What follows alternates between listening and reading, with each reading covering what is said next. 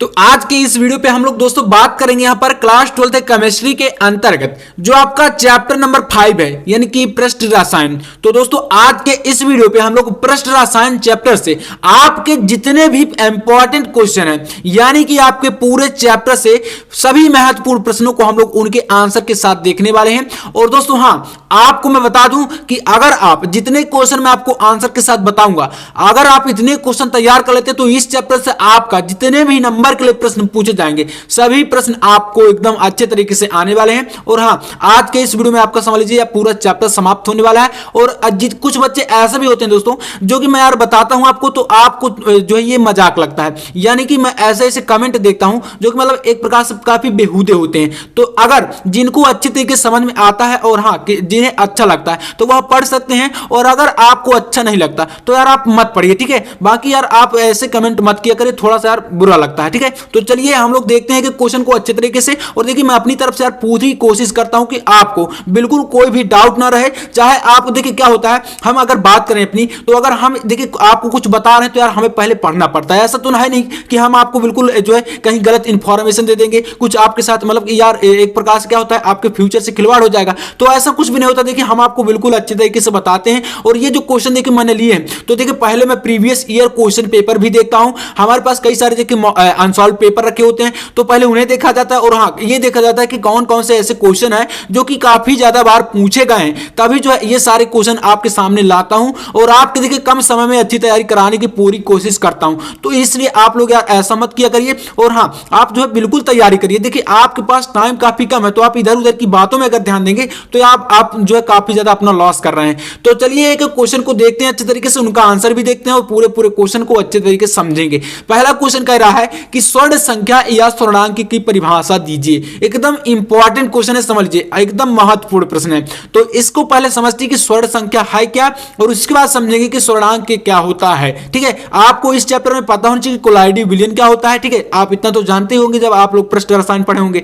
तो हम यहां पर पहले बात करते हैं कि जो आपका स्वर्ण संख्या क्या है और स्वर्णांक क्या होता है, इसकी परिभाषा देना है, काफी ज्यादा इंपॉर्टेंट है। इसके बाद यहां पर एक एक क्वेश्चन को अच्छे तरीके से अभी समझने वाले हैं। तो पहले इसको देखिए, बताया गया है कि किसी द्रव स्नेही कोलाइड की, देखिए यहां पर जो आपका द्रव स्नेही होता है और द्रव विरोधी कोलाइड होता है, दो प्रकार के होते हैं। तो मतलब कि यहां पर द्रव स्नेही और द्रव विरोधी कोलाइड को आपको पता होना चाहिए, ठीक है। तो यहां पर मतलब कि ये है, देखिए द्रव स्नेही की अगर बात करें कोलाइड की तो क्या होता है, वे कोलाइडी पदार्थ, देखिए द्रव स्नेही कोलाइडी की बात करें, यहां पर थोड़ा सा आपका एक वर्ड आ गया तो इसको समझ लीजिए। मतलब कि वे कोलाइडी पदार्थ जो विलायक के संपर्क में आकर तुरंत कोलाइडी कणों में विभाजित होकर कोलाइडी विलयन बनाते हैं। मतलब दोस्तों देखिए स्नेही का मतलब क्या हो गया, स्नेही हम लोग कहीं पर अगर स्नेह शब्द का उपयोग करते हैं तो क्या होता है, स्नेह का मतलब हमें मतलब कि वह मतलब हमारी बात मान ले या हमें प्यारा हो, ऐसा कुछ मतलब कि स्नेह शब्द का आप लोग अर्थ समझ सकते हैं। तो मतलब यहां पर द्रव स्नेही मतलब कि ये क्या होता है, विलायक से जो है तुरंत जो है कोलाइडी विलयन बना लेता है। लेकिन अगर द्रव विरोधी की बात करें तो मतलब वह विरोध करता है, क्या होता है, विरोध करता है, मतलब कि वह कोलाइडी विलयन नहीं बना रहा। तो यहां पर द्रव स्नेही मतलब कि वह क्या होता है, जो कोलाइडी कण है वह तुरंत जो है विलायक से संपर्क में आकर कोलाइडी विलयन बना लेते हैं। तो मतलब यहां पर यही है कि जो किसी द्रव स्नेही कोलाइड की स्वर्ण संख्या उसका जो है मिलीग्राम में, किसमें, मिलीग्राम में वह भार है, ठीक है, नहीं कि वह भार है जो गोल्ड साल के, ठीक है, गोल्ड साल के 10 ml यानी कि 10 मिली में, ठीक है, मिलीलीटर में उपस्थित होने पर मतलब कि 10% क्या है, यानी HCl विलयन के 1 ml को डालने पर, मतलब देखिए 10 मिली, यहां पर थोड़ा सा भाषा थोड़ा सा आपको अटपटी लग रही होगी, लेकिन यार इसको समझने की कोशिश करिए क्योंकि आपका ऐसा ही समझना पड़ेगा आपको, ठीक है। तो मतलब यहां फिर से एक बार देख लीजिए कि जो गोल्ड साल के कितने 10 मिली में, ठीक है, 10 मिलीलीटर में यहां पर उपस्थित होने पर, ठीक है, 10 मिली में उपस्थित होने पर 10% NaCl, ठीक है, कितना 10% NaCl विलयन में 1 ml को डालने पर साल के लाल रंग से नीले रंग में परिवर्तित होने को रोकने के लिए जो है पर्याप्त होता है, वही क्या है, आपका स्वर्ण संख्या होती है, ठीक है। क्या होती है, स्वर्ण संख्या। और स्वर्णांक क्या है, तो रच्छी साल की शक्ति को इसे जो है व्यक्त करते हैं। मतलब यहां पर जो स्वर्ण संख्या है ये क्या होता है, रच्छी साल को जो है व्यक्त करने का एक प्रतीक है, क्या है, स्वर्ण संख्या। अब बात करते हैं, स्वर्ण संख्या जितनी अधिक होगी साल की स्कंदन शक्ति उतनी ही कम होती है। दोस्तों स्कंदन क्या है, स्कंदन मैं आपको पहले थोड़ा सा बता देता हूं। देखिए यहां पर यार स्कंदन समझना काफी इंपॉर्टेंट है। देखिए इसमें होता यह है, जैसे आपके पास कोई एक पात्र है, ठीक है, ये क्या है आपके पास एक पात्र है। अब इसमें आपके जो है कोलाइडी कण, मान लीजिए यहां पर जो कोलाइडी कण है वो आपके धनावेशित या ऋणावेशित हो सकते हैं, मतलब इनमें कोई चार्ज होगा। जैसे मान लीजिए हम मानते हैं कि इसमें जो आपके कोलाइडी कण है ये आपके, तो इसमें क्या है, ये आपके ऋण आवेशित हैं, ठीक है, क्या है, ऋण आवेशित है। तो अब हम जो है इसके विपरीत आवेश में मतलब कि जो यहां पर देखिए क्या है, इस पात्र में ऋण आवेशित कोलाइडी कण है, तो हम क्या करेंगे, इसके विपरीत आवेश के कोलाइडी कण इसमें जब मिलाएंगे, यानी कि धन आवेशित हम मिला दें, तो मतलब इसमें क्या होता है, यहां पर जो इसका जो है उदासीन कर देता है, मतलब कि धनावेशित जो है ऋणावेशित में मिलकर क्या है इसे उदासीन करता है, और जो इसके कण है वो क्या करते हैं, एक अवच्छेद बना देते हैं। अवच्छेद बना देते हैं मतलब कि यहां पर ये अवच्छेद के रूप में एकत्र हो जाते हैं, और यही जो है आपका क्या कहलाता है, स्कंदन कहलाता है। तो मतलब यहां पर आप लोग स्कंदन को समझ लीजिएगा। बाकी आप ये भी मान सकते हैं, यहां पर हमने ऋणात्मक लिया है, हम यहां पर धनात्मक भी ले सकते हैं, तो इसमें ऋणात्मक मिलाएंगे, तो मतलब एक दूसरे के अपोजिट जो है मिलाते हैं, ठीक है, तो ये आपका होता है स्कंदन। अब देखिए यहां पर आपका ये जो है स्वर्णांक और स्वर्ण संख्या जो है ये कंप्लीट हो जाता है, ठीक है, तो आप लोग समझ लीजिएगा यहां पर रेड पॉइंट जो है इसको अच्छे तरीके से समझिएगा, ये काफी इंपॉर्टेंट है। यहां पर मैंने बताया कि स्वर्ण संख्या जो है जितनी अधिक होगी, मतलब जो स्वर्ण संख्या जो है जितनी अधिक होगी, साल की स्कंदन शक्ति उतनी ही कम होगी, यानी कि एक दूसरे के क्या है, बिल्कुल अपोजिट है, ठीक है, कि अगर स्वर्ण संख्या बढ़ेगी तो स्कंदन शक्ति जो है कम होगी, ठीक है। तो ये आपका पहला क्वेश्चन यार काफी महत्वपूर्ण है इस चैप्टर से। ये आपका इस चैप्टर में देखिए न्यूमेरिकल क्वेश्चन तो ज्यादा है नहीं, यहां से आपके ज्यादातर इसी प्रकार के जो है थ्योरी टाइप के क्वेश्चन आने वाले हैं। आप देखते हैं दूसरा क्वेश्चन। तो देखिए सेकंड क्वेश्चन कह रहा है कि पेप्टीकरण को समझाइए, इसमें एग्जांपल भी देना है। पेप्टीकरण क्या है, तो मैं आपको इसको बहुत ही बेहतर तरीके से भी बताने वाला हूं और इसका एग्जांपल भी आपको बताऊंगा। देखिए क्या है कि पेप्टीकरण की एक जो पेप्टीकरण है, पेप्टीकरण की विधि में क्या होता है, स्कंदन के विपरीत है। यानी कि दोस्तों मैंने आपको अभी स्कंदन समझाया, तो ये क्या है, स्कंदन के जस्ट अपोजिट है जो पेप्टीकरण है। अब देखिए अभी ये भी आपको समझ में आ जाएगा।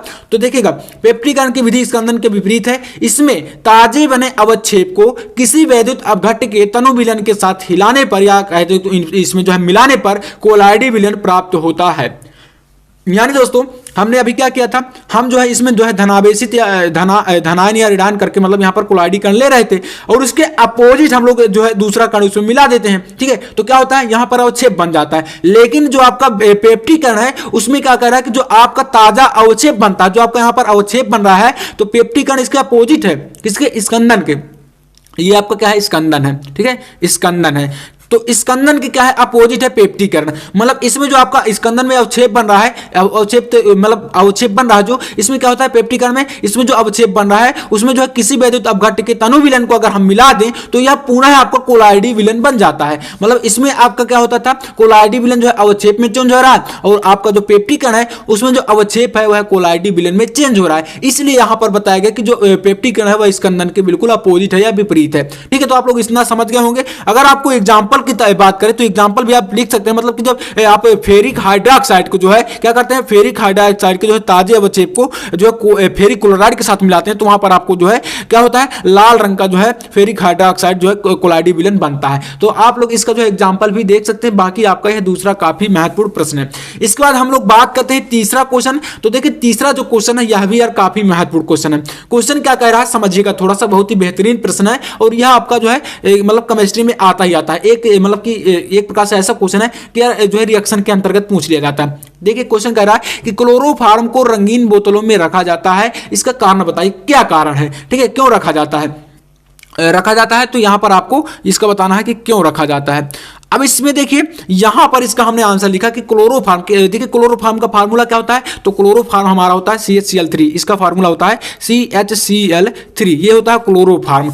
अब देखिए कह रहा है कि क्लोरोफॉर्म प्रकाश एवं वायु से ऑक्सीकृत होकर धीरे धीरे फास्जीन गैस बनाता है, जो कि एक हानिकारक विष है, ठीक है। यानी कि जो आपका जो क्लोरोफॉर्म है ये क्या करता है, ये प्रकाश और वायु के संपर्क में आकर क्या बनाता है, फास्जीन गैस बना देता है, जो कि क्या होती है, एक प्रकार से हानिकारक गैस होती है। और अगर इसको मतलब ये बन गई तो हानिकारक गैस है, तो क्या होता है, एक प्रकार से विष के समान होती है, जो कि एक प्रकार से हानिकारक है। तो मतलब इसमें कुछ मात्रा में हम क्या करते हैं, 1% तक मात्रा में C2H5OH यानी कि एथिल अल्कोहल मिला देते हैं, और मिलाकर जब इसमें रख देते हैं तो क्या होता है, यह एक प्रकार से जो है ऑक्सीजन से यानी ऑक्सीकृत नहीं होती और प्रकाश से जो है रिएक्शन नहीं करती, और मतलब कि इसकी जो गति है रिएक्शन की वह धीमी पड़ जाती है। तो इससे आपका होता यह है कि जो फास्जीन गैस है वह कम मात्रा में बनती है या इसकी प्रक्रिया धीमी पड़ जाती है। ठीक है, तो यहाँ पर यही है कि यह ताकि यह ऑक्सीजन या प्रकाश से अभिक्रिया ना करे, तो अर्थात C2H5 एक ऋणात्मक उत्प्रेरक का कार्य करेगा। मतलब दोस्तों देखिए यहाँ पर आपको इसकी थोड़ी सी मैं रिएक्शन बता देता हूँ।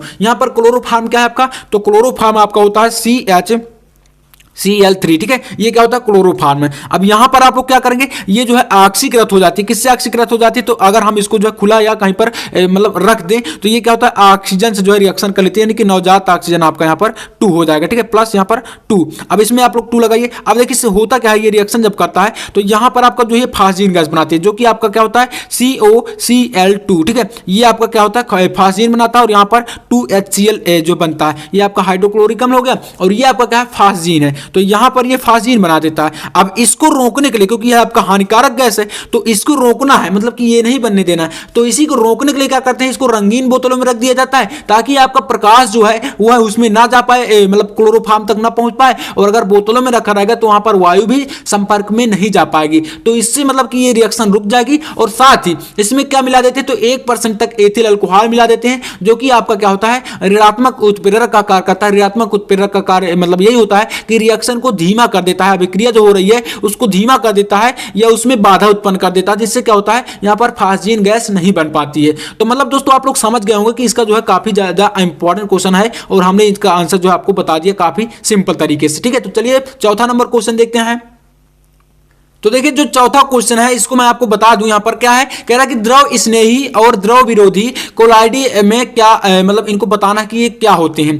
तो देखिए जो आपका द्रव स्नेही होता है मैं आपको बता चुका हूं कि वे कोलाइडी पदार्थ, एक बार समझ लीजिए आप लोग, सुन लीजिए, बहुत सिंपल है, कुछ भी इसमें ज्यादा हार्ड नहीं है। मतलब वे कोलाइडी पदार्थ, यानी कि कोलाइडी पदार्थ का मतलब आप कह सकते हैं कि कोलाइडी विलन के जो कारण, ठीक है, तो वे कोलाइडी पदार्थ जो विलायक के, विलायक आप सभी जानते हैं विलन में क्या होता है, विलायक और विलेय, तो मतलब विलायक के संपर्क में जो आते हैं तो क्या होता है तुरंत कोलाइडी कणों में विभाजित होकर कोलाइडी विलयन बना दें, वह आपका होगा द्रव स्नेही कोलाइडी। और अगर यहां पर द्रव विरोधी कोलाइड की बात करें तो क्या होता है, वही कोलाइडी पदार्थ जो विलायक के संपर्क में आकर सरलता से कोलाइडी विलयन नहीं बनाते, मतलब कि क्या करते हैं विरोध करते हैं, तो वो आपके होंगे दोस्तों द्रव विरोधी कोलाइड। ठीक है, तो इसका आप लोग आंसर जो है पढ़ लीजिएगा अपनी बुक में, काफी छोटा सा, ज्यादा इसमें हार्ड नहीं, लेकिन हाँ बोर्ड एग्जाम में आ जाता है। अब देखते हैं यहां पर पांचवा क्वेश्चन, यह काफी ज्यादा इंपॉर्टेंट क्वेश्चन है। क्वेश्चन क्या कर रहा है कि रच्छी कोलाइड क्या होता है, इसको समझाइए, या रच्छी कोलाइड क्या है समझाइए, इस प्रकार से यह क्वेश्चन है। तो चलिए इसका हम लोग आंसर देखते हैं। देखिए यहां पर हमने लिखा कि जब किसी द्रव विरोधी कोलाइड विलयन में, ठीक है, कोलाइडी विलयन में, मतलब कि द्रव विरोधी द्रव स्नेही आपने समझ लिया, इसलिए मैंने बताया कि आपको स्कंदन, अगर इस चैप्टर को पढ़ना है तो आपको स्कंदन आना चाहिए, स्कंदन क्या है, और द्रव स्नेही द्रव विरोधी आना चाहिए, और उत्प्रेरक क्या होता है, ये सारी चीजें आपको क्लियर होंगी तभी जो है ये चैप्टर आपको समझ में आएगा। तो देखिए कहा गया कि जब किसी द्रव विरोधी कोलाइडी विलयन में वैद्युत अपघट्ट का विलयन मिलाते हैं, मिलाने से पहले द्रव विरोधी मतलब द्रव स्नेही कोलाइडी की कुछ मात्रा में डाला जाता है तो द्रव विरोधी कोलाइडी का स्कंदन रुक जाता है, अर्थात उसका स्थायित्व जो है वह बढ़ जाता है। स्कंदन आप समझ गए, स्कंदन में क्या होता है, स्कंदन में अवक्षेप बना देता है, मतलब कि जब हम उसमें जो है अगर धनात्मक कोलाइडी विलयन है तो मतलब कोलाइडी कण है तो उसमें ऋणात्मक करके मिला देते हैं तो क्या होता है उदासीन कर देता है और एक अवक्षेप बना देता है। तो मतलब यहां पर यही है कि स्कंदन आप समझ लिए और द्रव स्नेही और द्रव विरोधी भी आपने समझ लिया, तो यहां पर आपका इसका जो है आंसर क्लियर हो जाएगा। अब देखिए कह रहा है कि यह प्रक्रिया जो है रक्षण कहलाती है, मतलब कि जो ये प्रक्रिया होती है यहां से यहां तक कौन सी, कि जब किसी द्रव विरोधी कोलाइडी में, ठीक है, कोलाइडी विलयन में क्या करते हैं वैद्युत अपघट्ट का विलयन मिलाते हैं, तो मिलाने से पहले मतलब कि अपघट्ट का विलयन जो है मिलाने से पहले ही क्या होता है द्रव स्नेही कोलाइडी विलयन की कुछ मात्रा में डाला जाता है, तो द्रव विरोधी कोलाइडी का जो है स्कंदन रुक जाता है, मतलब उसका जो स्कंदन होता है, स्कंदन शक्ति है वह रुक जाती है, अर्थात उसका जो स्थायित्व है वह बढ़ जाता है और यह प्रक्रिया रक्षण कहलाती है। और इस प्रकार प्राप्त जो कोलाइडी विलयन होता है वही आपका कहलाता है रच्छी कोलाइड। तो यार काफी सिंपल सी देखिए परिभाषा है, आप लोग समझ लीजिएगा, बाकी आप इसका स्क्रीनशॉट भी ले सकते हैं। अब देखिए एक बार आप लोग और देख लीजिएगा अगर आपको समझ में नहीं आता, बाकी आप अपनी बुक से भी कहीं पर देख सकते हैं। देखिए मैंने ये क्वेश्चन बताया है कि इन क्वेश्चन को आपको पढ़ना ही पढ़ना है। अब देखिए छठवां क्वेश्चन क्या कर रहा है, तो क्वेश्चन नंबर 6 आपका कह रहा है कि प्रेरित उत्प्रेरण को उदाहरण सहित समझाइए। देखिए दोस्तों जो प्रेरित उत्प्रेरण होता है, ठीक है, क्या होता है प्रेरित उत्प्रेरण, यह क्या होता है, तो चलिए इसको जो है हम लोग समझते हैं अच्छे तरीके से। तो यहाँ पर हमने लिखा कि जब कोई क्रियाशील पदार्थ, क्रियाशील का मतलब जो मतलब ऐसा पदार्थ जो कि जल्द ही रिएक्शन कर लेता है किसी से, ठीक है, मतलब अभिकारक की बात करी गई है कि अभिकारक आप सभी जानते हैं, रिएक्टेंट क्या होता है, अभिकारक जो है जब रिएक्शन करते हैं तो उससे प्रोडक्ट बनता है यानी कि उत्पाद बनता है। तो यानी कि यहां पर बताया गया कि जब कोई क्रियाशील पदार्थ किसी अक्रियाशील पदार्थ से, मतलब यहां पर दो प्रकार के पदार्थ होंगे, जैसे एक आपका होगा क्रियाशील जो कि जल्द ही रिएक्शन करता है, ठीक है, और एक आपका होगा अक्रियाशील मतलब कि जो रिएक्शन नहीं करता, ठीक है, मतलब जल्द ही अभिक्रिया नहीं करता किसी से। तो यहां पर दो प्रकार के पदार्थ लिए गए। तो यही बता रहा है कि जब कोई क्रियाशील पदार्थ जो है किसी अक्रियाशील पदार्थ के साथ समान रूप से क्रिया हेतु प्रेरित करके उसको क्रियाशील बना देता है। मतलब दोस्तों इसको आप एक सिंपल से एग्जांपल समझिए, जैसे मान लीजिए दो दोस्त है, ठीक है, क्या है, दो जो है दोस्त हैं, मतलब कि दो ऐसे दोस्त हैं जो कि जिनमें से एक जो है पढ़ने वाला है, क्या है, एक काफी अच्छा है पढ़ने वाला है, और उन्हीं में से मतलब कि एक क्या है पढ़ने वाला नहीं है या उसका पढ़ाई में मन नहीं लगता। तो हम क्या मानेंगे, जो पढ़ने वाला है उससे बोल सकते हैं क्रियाशील है, और जो पढ़ने वाला नहीं है उसको बोल सकते हैं यह क्या है अक्रियाशील है। तो समझिए यहां पर कह रहा है कि जब कोई क्रियाशील पदार्थ मतलब जब पढ़ने वाला दोस्त क्या होता है किसी अक्रियाशील मतलब कि किसी दूसरे ना पढ़ने वाले दोस्त को क्या होता है समान रूप से क्रिया हेतु प्रेरित करता है, मतलब कि इसे भी क्या करता है पढ़ने के लिए उत्साहित करता है। मतलब जो पढ़ने वाला दोस्त है वह क्या कह रहा है, न पढ़ने वाले को कह रहा है कि तुम भी पढ़ो, मतलब कि जो क्रियाशील है वह अक्रियाशील पदार्थ को कह रहा है कि तुम भी क्रियाशील बनो, ठीक है। तो यहां पर आप लोग समझिएगा थोड़ा सा, यही कह रहा है कि समान रूप से क्रिया हेतु प्रेरित करके उसको क्रियाशील बना देता है, मतलब कि इसको भी क्या करता है पढ़ने के लायक बना देता है। तो यहां पर होता है यही आपकी जो क्रिया है ये क्या होता है क्रियाशील पदार्थ जो है प्रेरित उत्प्रेरक कहलाता है। मतलब कि यहां पर जो पहले वाला दोस्त है जो पढ़ने वाला दोस्त है ये आपका कहलाएगा प्रेरित उत्प्रेरक, ठीक है। और यहां पर उत्प्रेरक का मतलब आप समझ रहे हैं, उत्प्रेरक का कार्य क्या होता है, वह अभिक्रिया में भाग नहीं लेता लेकिन अभिक्रिया के वेग को घटा या बढ़ा देता है, ठीक है। तो आप लोग समझ लीजिएगा, और यही घटना कहलाती है आपकी प्रेरित उत्प्रेरण। तो यार काफी सिंपल आप लोग समझ भी गए होंगे, और एग्जाम्पल कैसा लगा तो यार कमेंट में जरूर बताइएगा। चलिए यार देखते हैं अगला क्वेश्चन, और अगला क्वेश्चन है आपका यहाँ पर 7वां, कह रहा है कि ऋणात्मक उत्प्रेरक पर टिप्पणी दीजिए, ठीक है। तो ऋणात्मक उत्प्रेरक पर आपको टिप्पणी देना है। देखिए यहां पर दो प्रकार के उत्प्रेरक होते हैं, पहला आपका हो गया धनात्मक उत्प्रेरक और दूसरा है आपका ऋणात्मक उत्प्रेरक। तो देखिए उत्प्रेरक तो आपको बता चुका हूं कि उत्प्रेरक क्या होता है, यह अभिक्रिया में जो है भाग नहीं लेता, उसके वेग को घटाता है बढ़ाता है। तो यहां पर ऋणात्मक उत्प्रेरक क्या करता है कि ये आपका जो है अभिक्रिया के वेग को घटाता है, और जो धनात्मक उत्प्रेरक होता है वह अभिक्रिया के वेग को बढ़ाता है। तो यहां पर थोड़ा समझ लीजिए, कह रहा है कि जब कोई उत्प्रेरक रासायनिक अभिक्रिया की गति को घटाता है यह घटना ऋणात्मक उत्प्रेरण कहलाती है, और यह उत्प्रेरक ही आपका ऋणात्मक उत्प्रेरक कहलाता है। काफी सिंपल है, देखिए आप समझ सकते हैं गति का मतलब यहां पर यही जो मैंने वेग बताया वही क्या है आपका अभिक्रिया की गति को मतलब घटा देता है। तो ये आपका होगा, अगर धनात्मक उत्प्रेरक की बात करें तो क्या बोलेंगे आप लोग, जो है अभिक्रिया के जो गति है उसको बढ़ा देता है। तो ये आपका 7वां क्लियर हो गया। अब देखते हैं अगला क्वेश्चन है ब्राउनी गति एवं टिंडल प्रभाव को समझाइए। देखिए दोस्तों जो ब्राउनी गति है इस पर मैंने एक स्पेशल वीडियो बनाया है, एक लॉन्ग वीडियो, यानी कि ब्राउनी गति पर। इसके अलावा यहां पर मैं बता रहा हूं आपका हार्डी-सुलजे का नियम, आज ही मैं बताया हूं जस्ट इस वीडियो के पहले ही, ठीक है। तो हार्डी-सुलजे का नियम आप लोग समझ लीजिएगा क्योंकि वह एक काफी महत्वपूर्ण प्रश्न है इससे चैप्टर से। इसके अलावा 10वां क्वेश्चन आपका स्कंदन और अपोहन, ये सारे क्वेश्चन मैं आपको बता चुका हूं, और इनका सलूशन आपको जो 3 क्वेश्चन है इनका सलूशन आपको इस वीडियो के डिस्क्रिप्शन में मिलेगा। तो इसलिए आप लोग अगर इनका सलूशन चाहते हैं तो आपको इसी वीडियो के डिस्क्रिप्शन में जाना है, तो जस्ट आपको ये तीनों वीडियो का लिंक मिल जाएगा। तो आप लोग वहां से हार्डी-सुलजे का नियम और आप लोग वहीं से जो है स्कंदन और ये आपका अपोहन इनको आप लोग तैयार कर सकते हैं। और हाँ, इस चैप्टर से अगर इससे बाहर आ गया तो आप समझ लीजिए कहेंगे कि दोबारा आप लोग कमेंट करिएगा, इससे बाहर यार नहीं आएगा क्योंकि इससे बाहर आपके इस चैप्टर में इंपॉर्टेंट क्वेश्चन नहीं है ज्यादा। तो यहां पर ये जितने भी क्वेश्चन है, बट हाँ जितने बताया हूं उनमें अगर आप लोग लापरवाही करते हैं तो ये आपकी रिस्पॉन्सिबिलिटी होगी। इसलिए आपको सारे क्वेश्चन अच्छे तरीके से पढ़ लेने हैं, और इसका जितने भी मैं आपको बताया हूं क्वेश्चन इनका पीडीएफ भी मैं आपको दे दूंगा। तो आप लोग पीडीएफ अगर पाना चाहते हैं तो हमारे टेलीग्राम चैनल पर से जो है जाकर प्राप्त कर सकते हैं। टेलीग्राम चैनल का लिंक आपको इस वीडियो के डिस्क्रिप्शन में मिलेगा। अगर आपको लिंक से ज्वाइन होने में प्रॉब्लम हो रही है तो आप लोग टेलीग्राम पर जाइएगा और वहां पर सर्च कर लीजिएगा टॉपर गैलेक्सी, ठीक है। तो वहां पर हमारा चैनल मिल जाएगा, यही जो आपका जो हमारी यूट्यूब चैनल का लोगो है, यही लोगो आपको वहां पर मिलेगा, तो आप लोग उसको ज्वाइन कर लीजिएगा। बाकी आपको जो भी चीजें मैं बताता हूं वहीं पर आपको जो है उसका मतलब पीडीएफ भी मिलेगा। तो चलिए दोस्तों, उम्मीद करूंगा कि यह वीडियो आपको पसंद आया होगा। वीडियो अच्छा लगा हो तो लाइक कर दीजिएगा और चैनल पर ना तो सब्सक्राइब भी कर लेना, और यार अपने दोस्तों के साथ भी शेयर कर देना। चलिए मैं मिलता हूं आपसे अगले वीडियो में, तब तक के लिए जय हिंद, वंदे मातरम।